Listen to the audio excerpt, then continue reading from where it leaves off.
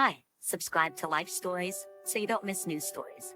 This is the story of a husband who trusted his wife immensely but faced betrayal.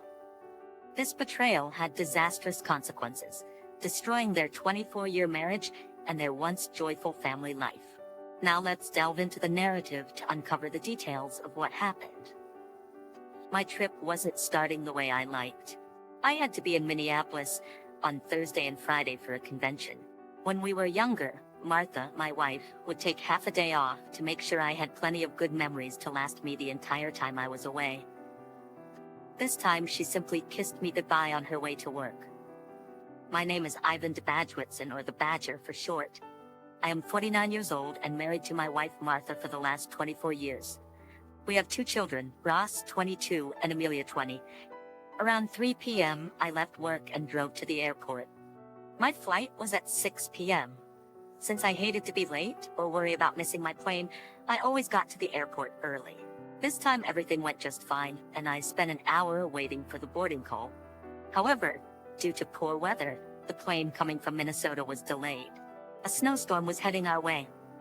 After a delay of 45 minutes, we finally boarded. Half an hour into our flight, I sensed the plane banking left. At first, I thought it was correcting its heading, but I soon realized that it was turning around. True enough, the pilot informed us that the snowstorm was making landing impossible at Minneapolis Airport, and we were heading back home. Back at the airport, I rushed to the airline counter to reschedule for a flight the next morning. I was lucky enough to grab one of the last available seats. I would be late for the convention, but I would get there as soon as I had a seat confirmed. I got on the phone to inform my contact in Minneapolis that I was delayed and would be there tomorrow. I also left a notice on my boss's voicemail. Then I called home, but Martha did not pick up. Although it was a bit after 8 p.m., the house was dark and Martha's car wasn't in the driveway. I guessed she decided to work late or go to a restaurant. Now that our youngest child was away at college, the house would feel empty. I left my luggage in the car and went in. I heard voices coming from the living room. Strange. I headed that way and realized that the TV had been left on. That meant Martha came back home after work because I'm sure the TV was off when I left for work. I turned it off and looked around the house for her. No sign of her. I called her cell. She picked up after a few rings. "Hi, honey," said Martha when she recognized my cell phone number. "Hi, sweetheart, where are you?" I asked. It was such an innocent question, the kind of question I asked so many times in our marriage. I didn't ask it to pry or to be nosy. I simply asked to know where she was. "Where else, dum-dum?" "At home, watching my soaps," she answered, figuratively throwing a pail of cold water at me. "And you, how was your flight? Are you at the hotel yet?" My brain froze. I was tired from the travel delay. All I wanted was to have my wife back, to rest and to cuddle with her for a few more hours. They were such simple expectations. Despite a delayed flight, I had felt lucky. I would be able to spend some unexpected bonus hours in my bed with my wife. Until 30 seconds ago, I was happy to be stuck at home. But instead of coming back to my loving wife of 24 years, I was coming back to lies and deception. I wasn't expecting that at all. I didn't know what to do, and I didn't know what to say. Did she really just lie to me? Why would she do that? There was no reason for her to lie to me if she was at work, or with some friends, or eating out. My silence must have been long because Martha asked, "Honey, are you still there?" "Yeah, sorry, we landed in O'Hare and I gotta go," I said, hanging up on her. My phone started to ring almost right away. I didn't answer and turned it off. I needed time to think. Sitting all by myself on the couch, I felt numb. I was trying to figure out why Martha would lie to me. Maybe she's planning a surprise for me. I remember 4 years ago, a series of lies I had to tell her when I was planning a 2-week cruise for our 20th wedding anniversary. I involved her boss and her parents for a month. I repeatedly lied, trying to simply weave my way around the truth. All the lies came to fruition the day we took off for a weekend in Miami and ended up at the dock, where I presented her with a pair of cruise tickets. But as hard as I tried, I couldn't find a special anniversary in the months ahead. At best, my birthday and our 25th wedding anniversary would be in 10 months. There was one thought that kept returning, but then I relentlessly rejected it. I refused to think about it. Not us, others, yes, they are faced with that, but not us. That's it. I knew one person who would know of any surprise planned by Martha, my daughter, Amelia. Turning my phone back on, I soon speed dialed her number. "Hey Daddy, how are you, my sweetheart?" said Amelia, answering her phone. "Hi baby, what's up?" I asked. "Nothing much, Daddy. I just finished my homework and I am now watching TV," she said. "And you, have you spoken with your mom lately?" "No, nothing special aside from our weekly phone call on Sunday," answered Amelia. "But would you happen to know something about a surprise she would be planning for me?" "Don't tell me what, just tell me if your mom is planning something," I asked, full of hope. "No, Daddy, nothing at all." "Why do you ask?" "Well, she has been acting strange lately, and I was wondering if she was hiding a nice surprise for me. Maybe for my 50th birthday, I told her." "No, not yet, Daddy. Didn't we just celebrate your birthday like last month?" "Yeah, well, forget I asked. Good night, baby." "Night, Daddy." "Well, that wasn't it. Why would she lie to me? Maybe it was her upcoming promotion." "Yeah, that's it. I don't know why she would lie about it, but it could be that she was still trying hard to get it." Trying hard to get a promotion, working for that promotion had kept her staying late so many times lately. She knew that no promotion was worth our lost time together. She knew that I was adamant that she cut back a bit on her hours at work so we could be together more. She also knew that I was entitled to ask, as I had myself refused a promotion in order to be able to spend more time with her and the kids. Just a few months before our 20th anniversary, almost 5 years ago, I had vied for and received an offer to become vice president of finance at my company. The only problem was the constant traveling to the head office in Chicago, where the board meetings were held, as well as regular tours of all our plants all over the country. I was ecstatic when I was offered the job, but Martha soon had me thinking twice about accepting it. First, my predecessor ended up divorced within 2 years of his promotion. He ended up rich but lonely and miserable. My 2 kids still had 2 and 4 years of high school left, and they still needed both parents' guidance and support. Martha didn't relish becoming the only one involved. We talked about it for a full week before I realized that I was about to lose sight of the most important thing in my life, my wife and my kids. I turned down the promotion. That's why I didn't take it too well the last few months when Martha started working real hard toward her own promotion. For Martha, it wasn't the same. The kids were in college, and there was only the 2 of us. Her promotion would mean a bit more traveling, but nothing that would significantly affect our life. We could probably schedule our own traveling in the same time period to minimize our time apart. The problem was the many hours spent working overtime toward that promotion. Just seeing my wife for 1 or 2 hours each day for a whole week wasn't very satisfying to me.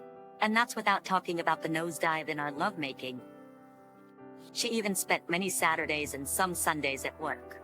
When she was home, she was simply totally exhausted. I'm not even sure when the last time we made love was. Was it 3 weeks ago? Last month? We're not young anymore, but it was pathetic. So I wouldn't be surprised if she were working when I phoned and lied to avoid my complaint. Of course, that is unfair, as I was traveling too, and understood that some overtime would hurt nobody. Well, there was an easy way to find out. I grabbed my phone and dialed her direct line. T-Bolt Advertising, Jake Turnbull speaking, answered my wife's colleague. I was a bit taken by surprise. They didn't work in the same room, and I sure wasn't expecting anybody but Martha to pick up. But Jake was a good guy, and he would tell me if Martha was around. "Hi Jake, it's the Badger here," I said. Even Jake answered, though he was never able to use my nickname. "Why would you phone me here, when you and your wife are spending some vacation time together?" Jake asked. Decidedly, I was going from surprise to surprise tonight. "Vacation? What vacation?" I said, confused. "Hey, sorry to bother you at work, Jake." I just pressed the wrong speed dial button on my phone. I lied. "No problem, though. Just tell Martha that she owes me lunch when she comes back next Monday for covering for her again. See, I'm at work and it's way past 9 p.m. She owes me big time," he said, then he hung up. Not only was Martha not working, she wasn't at work at all. From what Jake told me, she was off work for the rest of the week. Now that was starting to scare the hell out of me. Where was Martha, and what was she doing? A thought crossed my mind and I asked, oh no, it can't be. I always refuse to think the worst of people. I prefer to be a positive guy and look at the bright side of things, to see the best in each of us. But here I was, thinking the worst. Could it be? Could she do that to me? Could she be with her sister Nadia? We were estranged from Nadia and her ex-husband Mike. Once upon a time, we were really close. We shared evenings together, babysat each other's kids, co-hosted many family gatherings, and we even went on vacation together. It all came to an end one day when I came home with a terrible headache. I took a couple of Tylenol and lay down on the couch. Half an hour later, Martha and Nadia came back from shopping. They were chatting up a storm and never noticed me. Have you noticed the new produce manager at the grocery store? Asked Nadia. Sure, he's cute if I may say so, said my wife. And he was all smiles with you. He had better be all smiles with the rock we had together yesterday in the back of my van, said Nadia. Oh, Nadia, not again, said my wife. One day you will get caught and lose a good husband, and maybe more. Don't worry, big sister. I'm always careful, answered Nadia. We gotta go, it's time to pick up the kids. And they were gone, leaving me wondering what to do. I have always been a straight shooter, but in this case I wasn't sure about the right course of action. I really liked Mike, and I knew that the news of Nadia's cheating would be devastating. I also knew that he would kick her out of the house in a heartbeat. Do I really want to play the bad guy and destroy their marriage? I wasn't able to reach a decision before my wife came back home with the children. I was glad that she disapproved of her sister's cheating, and in a very shrewd way, I decided to leave the decision to her. When we were getting ready for bed that night, I asked her about my dilemma. Honey, I have a hard choice to make, and I really need your advice. Let's say I overheard a conversation today and learned that somebody close to us was cheating, having sex outside the marriage. What should I do? Should I tell on them? Should I get mad at the cheater? Martha looked at me, unsure at first about what to say. Well, it might depend on the circumstances. Is it a one-time mistake, or is it an error while drunk? There are so many possibilities, said Martha. Let's say, for argument's sake, that it's Mike and that he picked up a woman in a bar. I said, and I know it is not the first time either. Should we let it slide and not say anything? Should I talk to him to help him change his ways? Martha suddenly sat straight in bed and grabbed her phone. The best, she said, the two-faced son of a bitch. I'll show you what to do, and I will do it right away. I'll tell Nadia right away that he's cheating on her. I grabbed the phone from her hand. Let me do it, honey. It's my responsibility, I said. Are you sure it's the right thing to do? She asked. You bet I'm sure. I hope she kicks the bastard out of the house, I said. Martha then turned towards me. And we won't let him stay with us. He can find another place. I don't want the cheater in my house, she said. Lucky for me, Mike answered the phone. Hey, it's your favorite brother-in-law here. Sorry to phone this late, but I have something real bad to tell you. I started. Favorite brother-in-law? You're my only brother-in-law, said Mike. What is so important that you're calling this late? I overheard a conversation today, and I have very bad news. World-shattering kind of news. Your better half is not all yours, if I may say so. Your spouse is cheating on you. It happened yesterday, and it wasn't the first time either, I said. Mike was silent for a long time on the phone. I can't believe it, he finally said, his voice barely loud enough.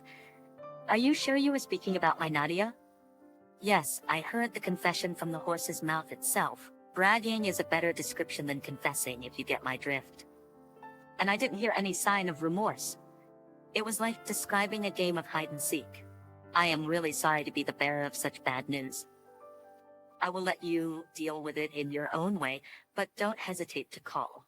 We will be there for you and the kids. Thanks. With that, Mike hung up. Martha had tears at the corner of her eyes.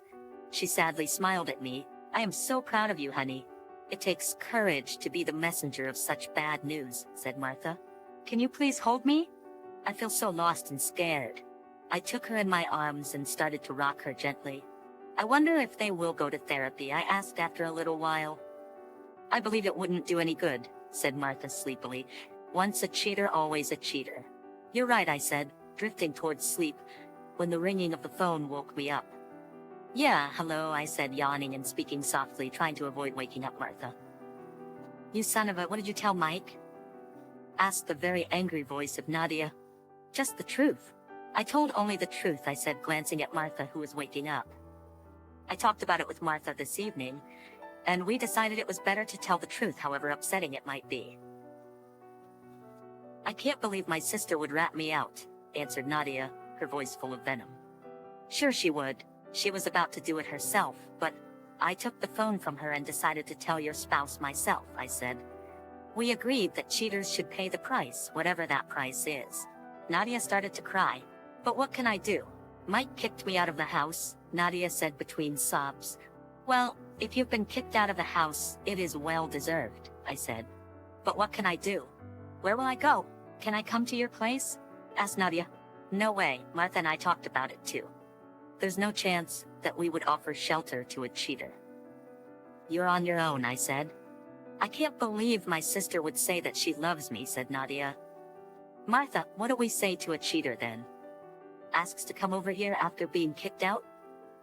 I asked Martha, turning the phone toward her, placing a finger on the opening for the speaker. She had a mischievous smile on her face. Get lost, Nadia, Martha said with real pride. I quickly put the phone back to my ear. I'll talk for the both of us and say it only once. You're out of our lives. Stay away from us. Don't come and don't phone. If you want a place to stay, go to your parents and try to explain to them why you've been kicked out of your house, I said, then hung up the phone. Martha began to hold me tighter. I'm really proud of you, honey, Martha said. We drifted to sleep. The next morning, the shit hit the fan, as the old Scandinavian saying goes. Luckily, the kids were still sleeping. Martha's dad phoned early and Martha answered. I could hear him yelling at his daughter. Martha lost her initial smile and paled. She was crying when she hung up the phone. What did you do? Why? Asked Martha. What did we do, honey? For advice and to tell about the cheating was your idea. Severing all ties with the cheater was your idea too, and I agreed with it completely, I said. But you said Mike was cheating on Nadia, she said, and there was a distinct desperation in her speech. Martha was speechless. Honey, I'll say it once and you better believe me. That sister of yours is a bad role model for our kids. I don't want her around, and I don't want you to have anything to do with her. She's not welcome in this house and around our kids, I said. That was 3 years ago. I know that Martha was still seeing her sister once in a while, but it was a forbidden subject in the house. It was no surprise to me that she would go visit her sister while I was gone, and that she would hide it from me. She was still someone not very likable, but as Mike bounced back from the drama and was soon to be remarried, a lot of my resentment was gone.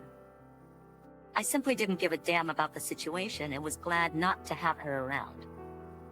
Martha, we should talk about it. It's not a pleasant subject, but it would be easier for us to clear the air. I am pretty sure that she felt bad lying to me about that when I didn't care anymore. I was facing a crowd of at least 1,000 attendees at the convention. They were all looking at me, an anonymous crowd without faces. I took a deep breath and started my expose. Studies reveal that there are 2 kinds of people in the world of tissues. There's the first group, the denialists, the people who blow their noses and don't look down and dispose of the tissue right away. And there are the people who face reality. They blow their noses and look in. I looked inside the tissue and rubbed my nose. Someone in the crowd was waving their arm to get my attention. It was Dave Millicent, Martha's boss. Yes? I asked. Well, he said with a smirk, face the reality. I slept with your wife. Just behind him, an all-smiling Jake Turnbull stood up. Me too. I also slept with your wife. A third guy, unknown, also stood up, and they all started to laugh loudly. No, not really. I just always wanted to say that. He continued, and the whole crowd joined in on the laughter. I sat up straight on the couch. I must have fallen asleep there. I wiped the drool off my face and got up. I checked my watch. It was midnight. I must have dozed off for over an hour. Maybe Martha came back home while I was sleeping and didn't see me, as I wasn't supposed to be here. I went to the bedroom, but there was no sign of her. Then I remembered that she was probably with her sister. I wanted to call Nadia and ask for Martha, but I realized that if I knew where she lived, I would have picked up her kids there a few times. I had no idea what her phone number was, or did I? I grabbed my smartphone, and just as I was about to go to my contact list, I saw the app icon for Find My Phone. I had installed it on both of our smartphones last year, when I lost mine somewhere between New York City and Cincinnati. In a matter of seconds, I had the location of Martha's phone, Mills Lake. What the heck was she doing in Mills Lake? Nadia was broke and certainly couldn't afford to buy or even rent a cottage in Mills Lake. It was a very exclusive community. Most cottages were worth many times the cost of our house. I used Google Earth to pinpoint her exact location. She wasn't in the village proper, but seemed to be on a secluded estate surrounded by a large stone wall. What was Martha doing at a millionaire's place? Mills Lake was about an hour's drive from town. I had to know what she was doing there. I wasn't ready for a confrontation if ever, and I had to find out what she was up to. If I were to simply ask her, she would probably lie, as she already had. Within minutes, I was in my car. The whole time I was driving there, I kept kicking myself for refusing to believe the worst about Martha. I should have checked the GPS locator of her phone right away, instead of making excuses for her lies. When I arrived at Mills Lake, I still didn't know what I wanted to do. I didn't know what to expect. I kept hoping for a simple explanation.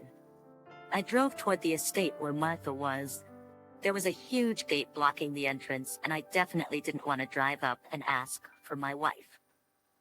I looked around and realized that parking my car along the road would be noticeable and could attract attention from the locals or security guards. I drove a bit further and found a wooden trail where I could park my car. I wasn't sure how I would climb the wall, but then I noticed that the estate was on the lakefront, and there might be a way to access the property from that side. I soon found a pedestrian access to the lake at the shore. I still wasn't sure which cottage Martha was in, so I kept checking the GPS locator. I finally arrived at a big mansion. There were still some lights on at the mansion, but they were coming from the second floor. The first floor was dark. One drape was open, and light was pouring out of that window. I found a tree and climbed high enough to have a look inside the house. I first saw a man wearing a white terry cloth housecoat. I didn't recognize him at all.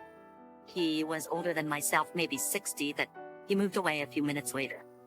A woman appeared, and I instantly understood why Martha was there. It was Nadia. Her own housecoat was open, and she looked outside while sipping champagne from a flute. Well, she was still a very good-looking woman at 40. So I was right, Martha was with her sister. I wasn't surprised to learn that Nadia was after a sugar daddy, knowing that the divorce had been hard on her financially. But I didn't really like to learn that Martha was dragged into that kind of life. You never know what can happen with these people. The man I first saw came up behind Nadia, gently grabbing her and his hands, roaming all over her body. He took the glass of champagne from Nadia and left it out of sight on his left. I should have climbed down from the tree to avoid seeing my sister-in-law in her full splendor. I am really old-fashioned. For me, love and sex are simply two sides of the same coin, in a union between a woman and a man. What I had just witnessed was totally devoid of love.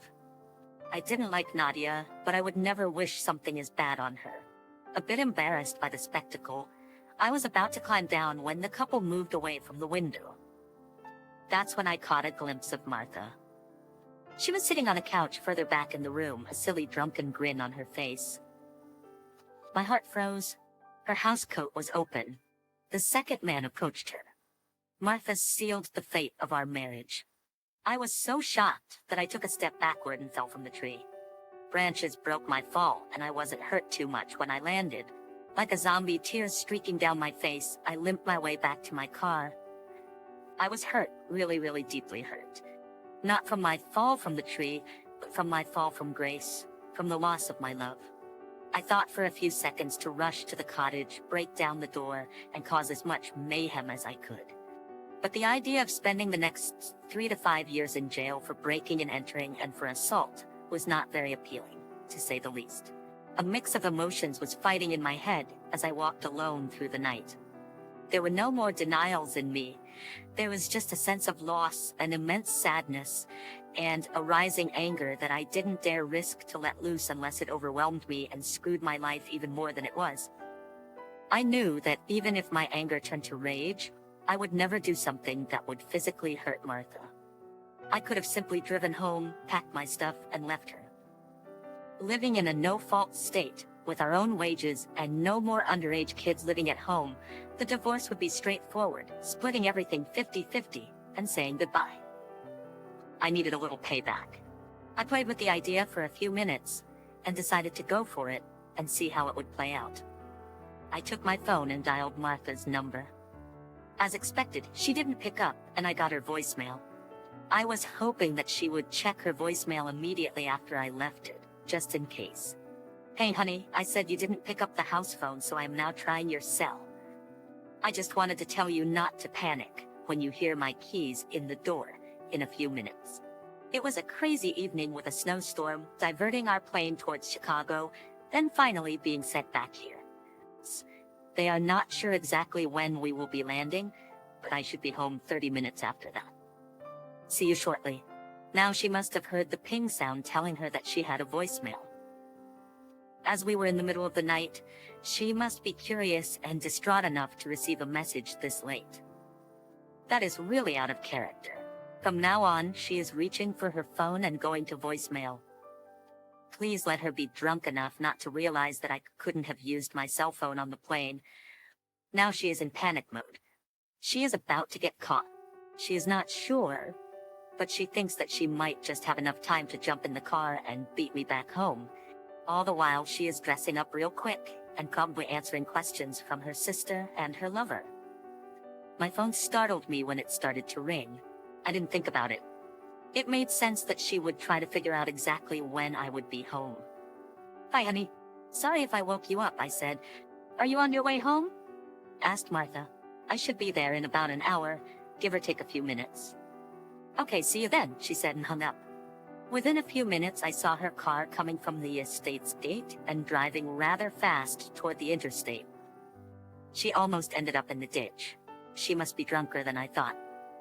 It is one thing to play with Martha, but it is another to sit here while she might be involved in an accident and kill some innocent strangers.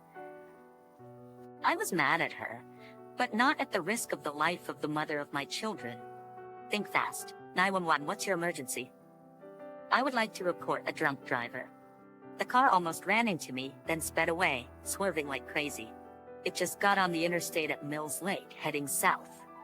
It's a dark blue Ford Taurus, and I got the last 4 digits of the license plate. Somebody better stop that car before the driver kills somebody.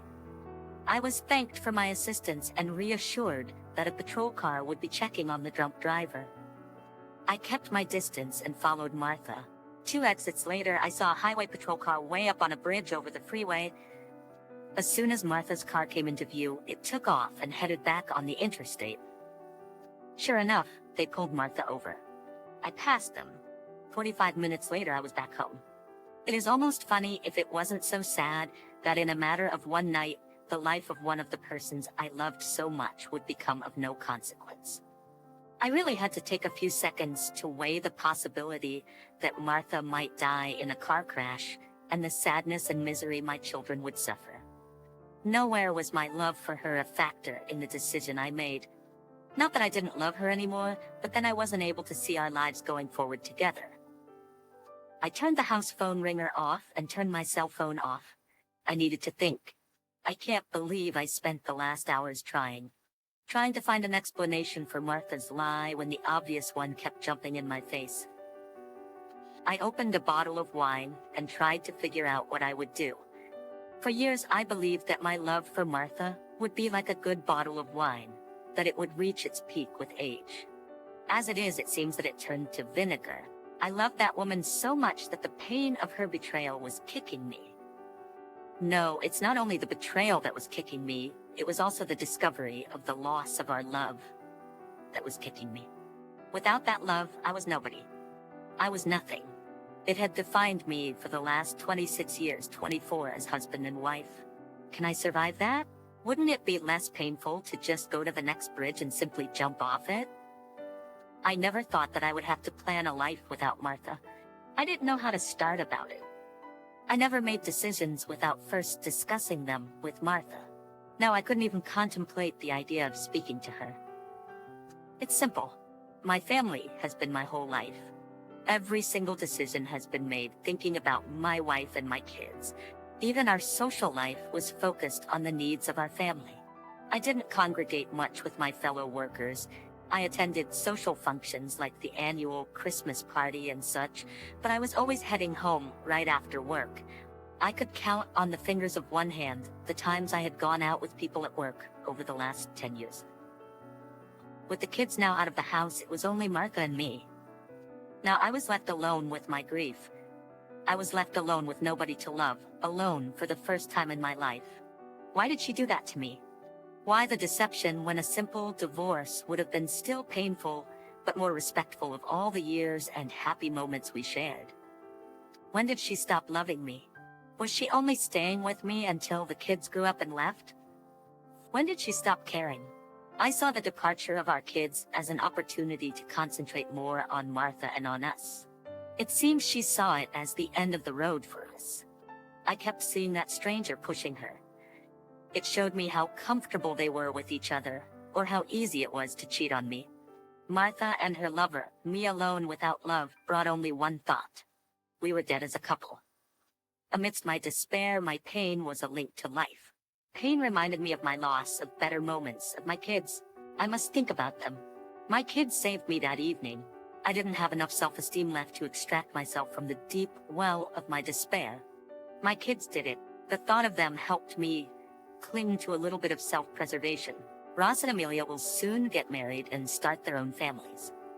I had to get away from all that before the grief kicked in. It wouldn't be very hard, just painful. I know that I will always remember Martha the way I loved her. I know that I will also always remember her with another man. I had to get out of Dodge. I had always been a man of modest expectations. My parents were not rich, but I grew up in a very loving family. I could do without all the flashy stuff I now owned. Thinking about everything we owned, my clothes, my car, and my laptop were the only things I would take with me. The more I thought about it, the more obvious the resolution of my problem was. I'll pack up my stuff and disappear. I don't want to set my eyes on the woman I once loved more than life itself. The sight of her would just remind me of what I lost and of my constant pain. I got up, grabbed a few bags, and started to put all my clothes in them. It took me only 30 minutes. I had all the bags in my car. In a matter of minutes, it was close to 6 a.m. when I finished packing. I then took a nap, confident that Martha would remain in the drunk tank until mid-morning. I slept like a rock, and my phone alarm clock woke me up at 9 a.m. After making an emergency appointment with my lawyer, I took a shower, removed my wedding ring, and left it on the table beside my phone. I decided to take a few minutes to write a Dear Jane letter. We had nothing to talk about, but I needed to express my disappointment. Martha, I should have known that you would turn out like your sister, a stupid, oversexed, lonely, divorced woman. I guess it's genetic. By the time you read this, I will be gone from your life, never to see you again. I loved you so much that your betrayal hurt like crazy. I never thought I could hurt that much. Thank you for the 24 years of happy life together, and for the 2 kids you gave me. I will be fair and quick so you can go back to your lover. I just wish you had been fair and divorced me before you left. Did you get paid? The guy seemed loaded, judging by the mansion you were in. I don't want to see you or talk to you. We have nothing to talk about. My lawyer will contact yours and we will sign the divorce papers. P.S. At 10 a.m. I was at the bank. I paid off our joint credit cards and canceled them. I had the bank make a cashier's check for all our savings in CDs and transferred just enough money into the checking account to cover the mortgage and utility bills for the next 2 months. I then removed my name from the joint account. I left the bank with a check worth close to $250,000. I arrived at my workplace just before noon. My boss was surprised to see me, as I was supposed to be in Minnesota. He was even more surprised when I announced that I was quitting and moving out of town. My relationship with my boss is special. He is my boss because I refused the promotion, and he felt a bit awkward about it at first, feeling indebted to me.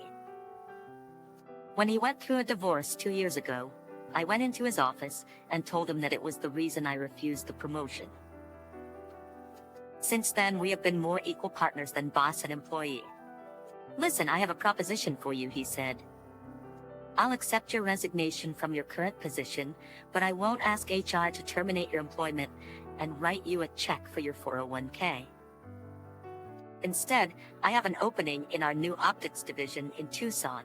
It pays less than what you make now, but I hear that you can find a decent place at a very good price out there." We shook hands on that deal after he agreed to spread the rumor that I had quit my job. Next, I stopped at my lawyer's office and explained that I was leaving Martha, plain and simple. He was to serve her with divorce papers and give her power of attorney.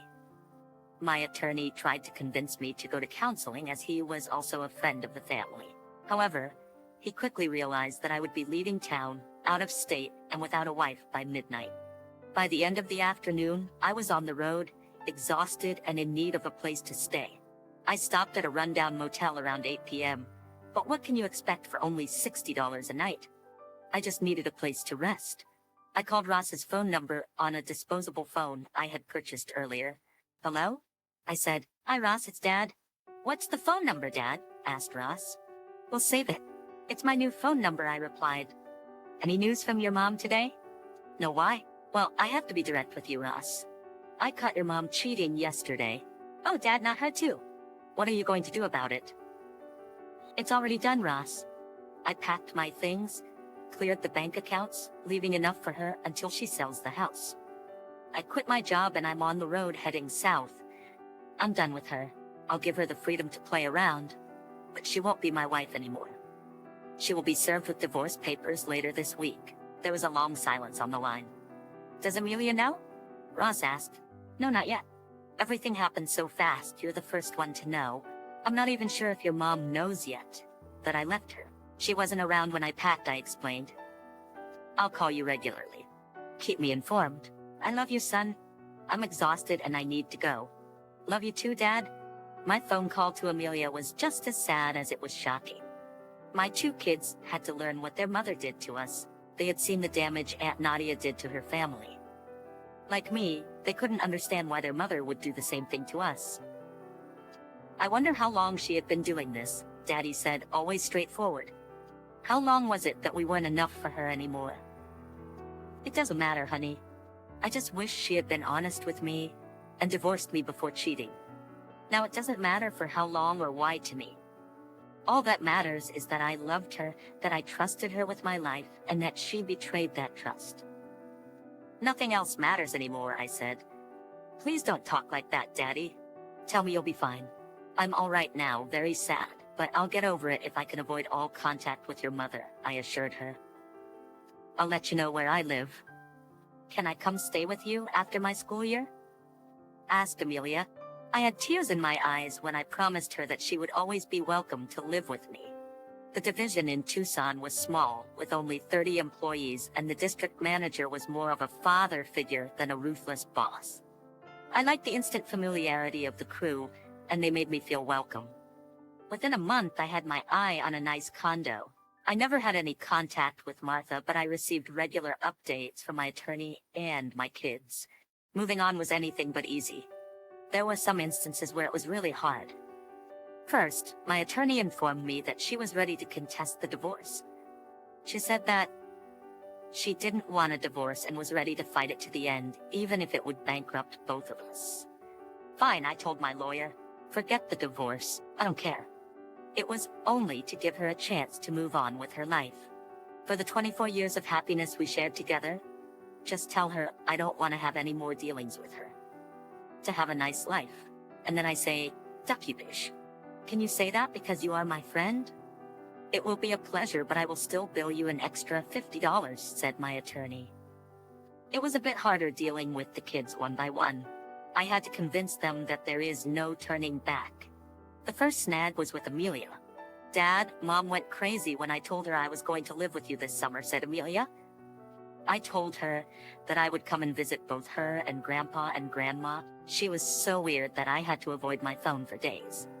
Martha also went off the deep end when Ross decided to split his summer between her and me. I never inquired about Martha. It was my way to move on and get on with my life.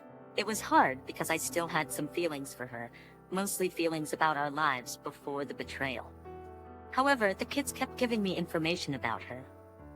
To my surprise, it seems that she was as depressed as I once had briefly been. That's simply unbelievable. After what happened with her sister, it's simple. You cheat. It hurts the people you were supposed to love. It destroys your marriage and you move on with your life. How could she be depressed when I went out of my way to make sure that she could move on without having me around? Her refusal to divorce seemed like a way to avoid facing the fact that her behavior caused the destruction of our family. Stupid, isn't it? I had been in denial for a few hours. She has been in denial for the last 2 years. Knowing that the kids spoke regularly with me, she used them to convey her apologies for her behavior. From the information provided by my kids, I learned that it had been the first time she had let herself be dragged by her sister into a sexual escapade. I didn't really believe it.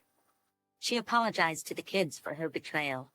She admitted that it was intentional, that she knew well what would certainly happen if she went with Nadia, her lover, and a male friend of his. She told the kids of her shame when she thinks back about that evening.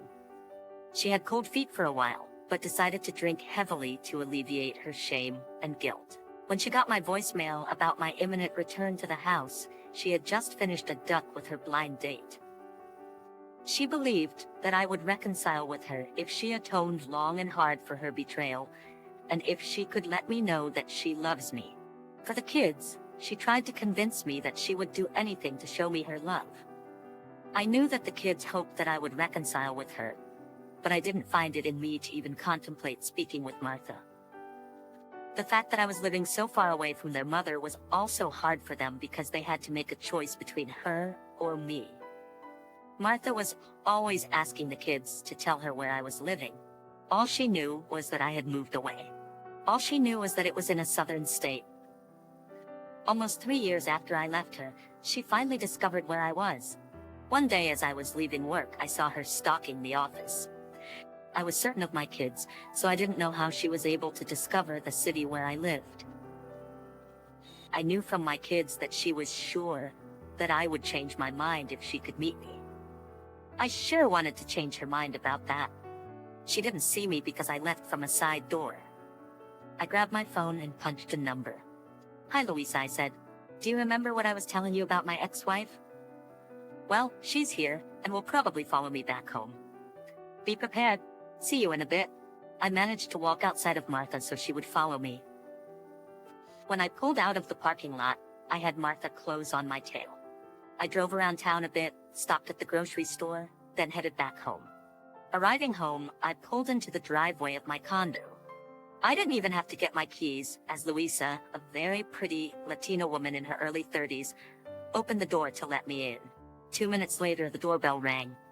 Louisa, with a toddler of 12 months on her hip, went to open the door. From my vantage point in the kitchen, I could see the surprise on Martha's face. "Welcome, Louisa," she said, adding with her heavy Spanish accent, "How can I help you?" "Hi, I would like to speak to Evan," said Martha. "Why is somebody at the door for you?" yelled Louisa as I was coming from the kitchen, acting as if I was surprised. Louisa handed me the toddler. "You take care of your daughter now while I finish supper," said Louisa. I took the young one and turned toward Martha. Well. I can't say I never expected that, but it is still a surprise," I said. "You know that I should thank you for what you did." Martha was looking at me, speechless. "If you hadn't betrayed me, I would never have moved to this part of the country, and I would still be in the cold, surrounded by concrete, back in the Northeast. Now I live here, I have a beautiful mistress, and I am starting to build new family memories with Louisa and Tamrita, my young daughter." Martha was openly crying. After all this time, my sorrow and anger are gone. I was tempted as an empathetic human being to comfort her, but it passed. I was on a mission, so Martha, "What do you want after almost 3 years?" I asked. I had to listen carefully to what she said, as it was hardly above a whisper. "I needed to apologize. I needed to tell you how sorry I was for what I did and for how much I hurt you. I needed to tell you that it was never about you, but only about how stupid I became. I needed to tell you that I loved you then, despite everything I did, and that I love you now and will love you forever. You were the best husband and father a woman could want. I was just a cheap. I'm sorry for what I destroyed." Her apologies were getting to me. It was time to finish that charade as soon as possible. "Well, no harm done," I said, faking to be in high spirits. Water under the bridge, as the saying goes. "It has been so long since I thought about that I can say for sure that I forgive you. I wish you a very happy life," I said while looking at Tamarita. I was looking at Tamarita in my arms. She was all smiles, her face streaked with tears. As someone whose life is filled with love, I couldn't help but feel emotional. Martha mumbled something, then came to me and gave me a small hug before quickly leaving the house. I closed the door behind her. Luisa came out of the kitchen and took Tamarita from my arms. I leaned against the closed door and my own tears flow. Luisa gave me a heartfelt hug, kissed my forehead and picked up her phone. "I'm feeling better now. Let Horatio know that I'll be back home soon with his daughter," she said. "Thank you, Luisa," I replied. "And tell Horatio that I'm expecting you three for a barbecue." "Will do, boss. See you tomorrow at the office." The following week, my attorney received the divorce papers signed by Martha. I am certainly moving on, but at my own pace. I have a few female friends, but I am only intimate with one. It's nothing serious, but I feel like I am finally getting over what happened to me. I am no longer as skittish when a woman is near me. I know that I should give Luisa the freedom to set me up with a nice young woman, and now I believe that I will do just that. However, after her visit, I am second-guessing myself. Not about leaving Martha, but about not confronting her at the time. Even though I have always hated confrontation, maybe I should have spoken to her about her infidelity. But now, 3 years after her betrayal and our life together, Martha's apologies have helped me feel like I can truly move on. It was the closure I needed to let go of my pain and start believing in love again. One day, I might even tell her that I don't actually have a second daughter. But for now, I doubt it. I don't owe her anything anymore. This story is about the complex process of divorce and starting anew after betrayal. It highlights the importance of self-care and making decisions for one's own happiness. Ultimately, the main character finds peace with the past and frees himself from resentment and disappointment, starting a new chapter in his life. Story 2. My wife and I have been together for about 3 years. We met at a movie theater where we both had matinee tickets to see a film. We were the only ones in the entire audience. Before it started, I saw her and thought she was cute. I moved over and sat down next to her, and we struck up a conversation before the movie started. When the film ended, I asked her to grab coffee with me so we could discuss the movie together. We exchanged numbers later that day and we started dating. We both lived in the city in small studio apartments that we hated. After 8 months of dating, we decided to move in together. We both felt strongly about each other, and with our combined income, we were able to afford a larger one-bedroom apartment. We were finally able to buy furniture for our new home. First time since living in the city, and we were very excited about that. Neither of us had the best jobs in the world, but we loved each other, and we thought that was what really mattered.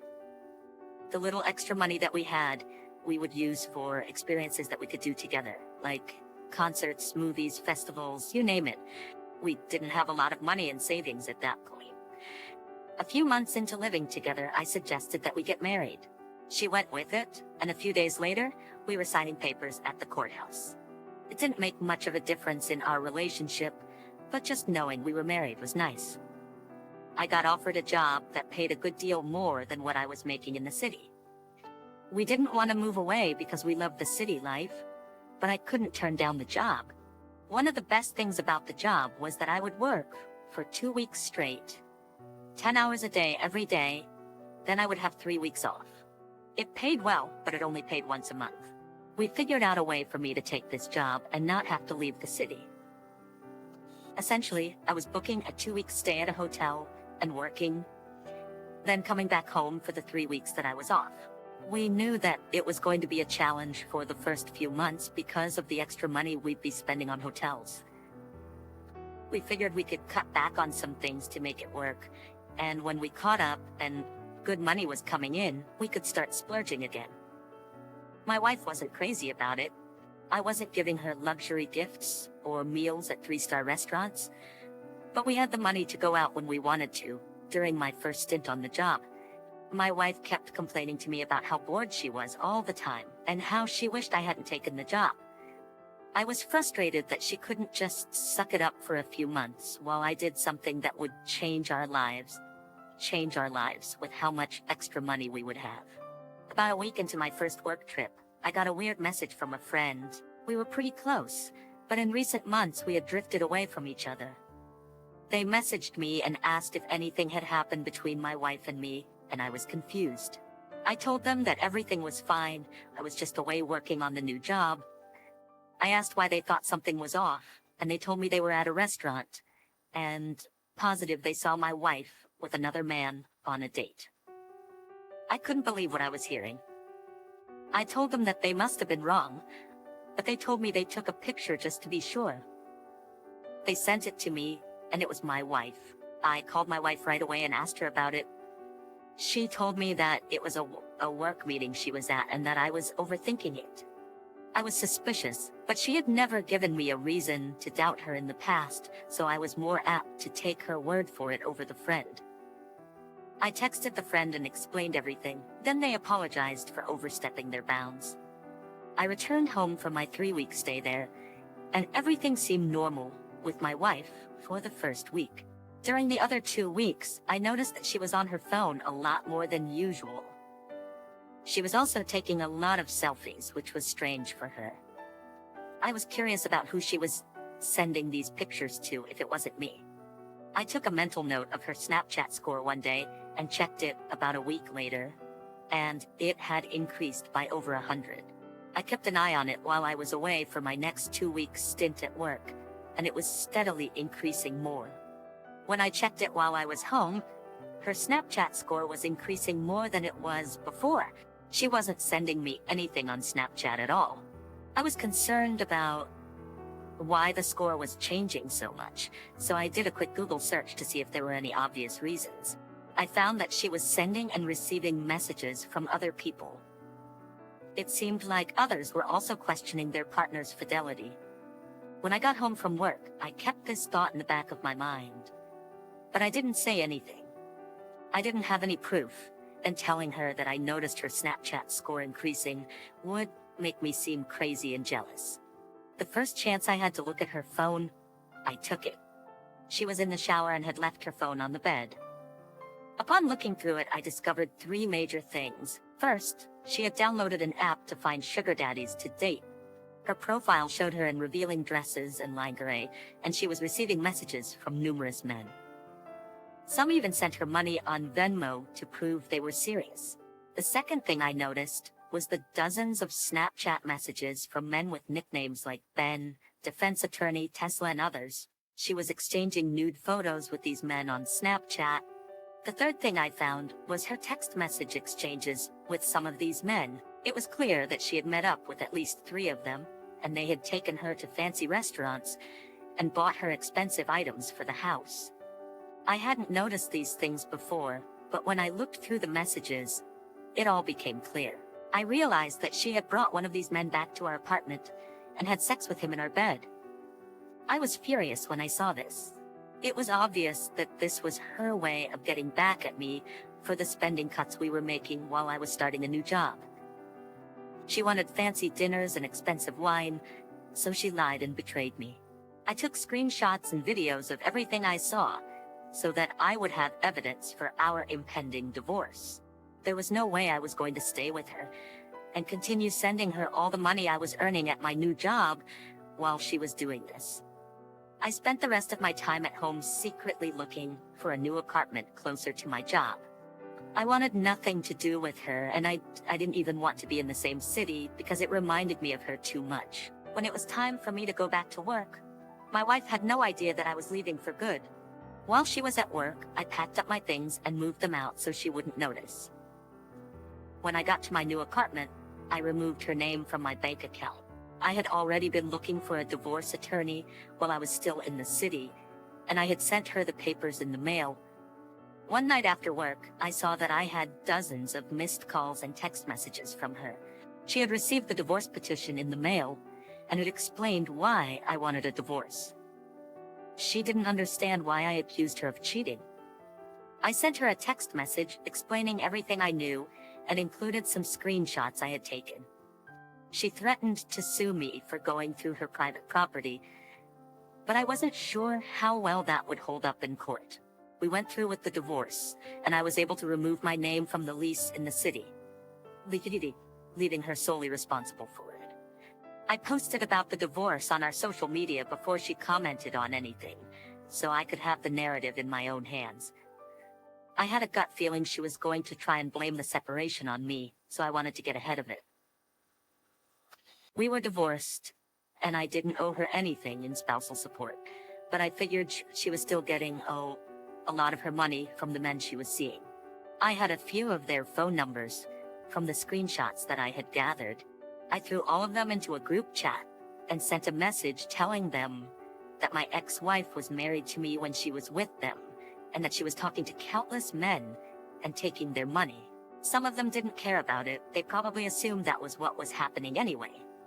But it seemed like a couple of them thought that they were in something serious with her. I hoped they would cut things off with her. That would be ideal, so she would not have any of these men paying for her things anymore. She called me a few days after that and cursed me out over the phone for ruining her relationships. She probably lost out on a nice sum of money from the men she was stringing along. I felt bad for them in some ways, but at the same time, they were on a sugar daddy dating website, so they had to know what they were getting into. Now I live closer to my job, so I'm not having to commute back and forth, which is great. I have a nice apartment, and I'm making a decent living. It's been about a year since all this happened, so I'm getting back into dating and hoping for the best. This story exemplifies a complex interpersonal dynamic where mistrust and deception led to the destruction of a relationship. Hope's decision to stop the manipulation and act in his own self-interest was a necessary step to preserve his well-being. However, the way he exposed his ex-wife's infidelity may raise moral and ethical questions. Overall, the story emphasizes the importance of honesty, openness, and respect in relationships, as well as the importance of self-respect and protecting one's own interests.